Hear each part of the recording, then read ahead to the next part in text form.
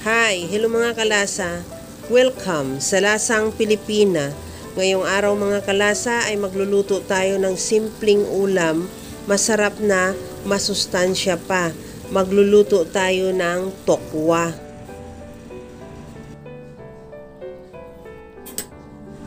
Mayroon ako ditong isang block ng tokwa. Hiwain ko lang ng maliliit na pa-cubes. Habang ginagawa ko yan mga kalasa, kung bago ka pa lang sa aking channel, welcome. At huwag kalimutan mag-subscribe at i-click ang bell button para sa mga notification. At kung dati ka pa, welcome back. At i-follow mo na rin ako sa aking Facebook page, Lasang Pilipina.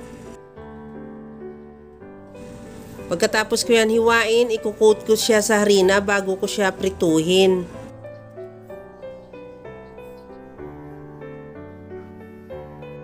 Naglagay na ako ng mantika sa kawali, painitin at iprito na natin yung tokwa.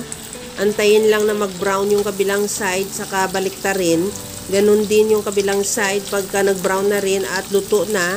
Tanggalin muna natin sa kawali at ilagay sa bowl at isit aside.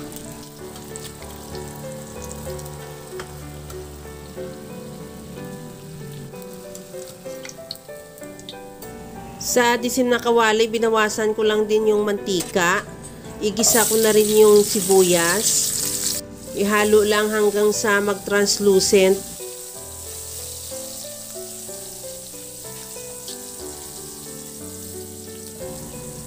Maglagay na rin ako ng bawang.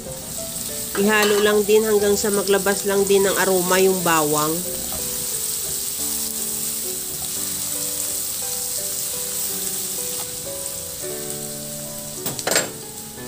Lagyan ko na rin ng toyo, kalamansi juice, at maglagay na rin ako ng liquid seasoning.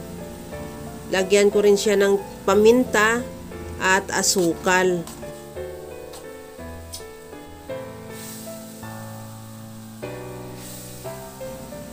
Maglagay din ako ng kunting tubig.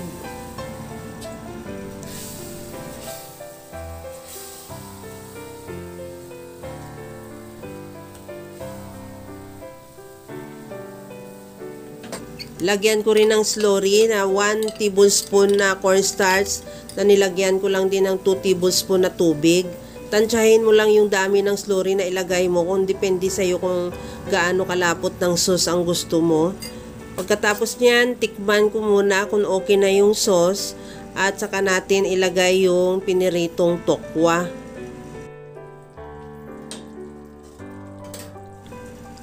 Ilagay ko na yung piniritong tokwa.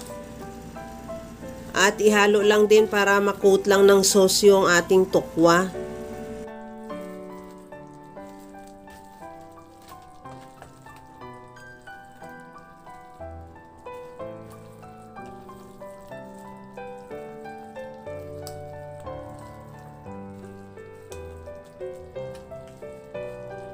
Lagyan ko rin siya ng onion rings.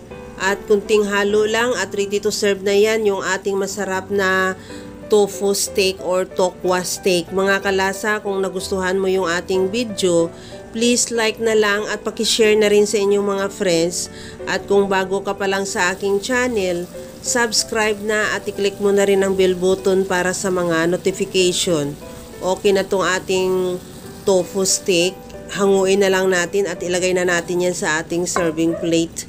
Kaya alam ko mga kalasa, kayang-kaya mo rin tong gawin dahil sa sobrang simple at napakadali niya lang lutuin. Kagaya lang lagi sa sinasabi ko na wala namang hindi marunong magluto basta sa simpleng paraan lang. Hanggang sa muli mga kalasa, thank you for watching. Bye-bye!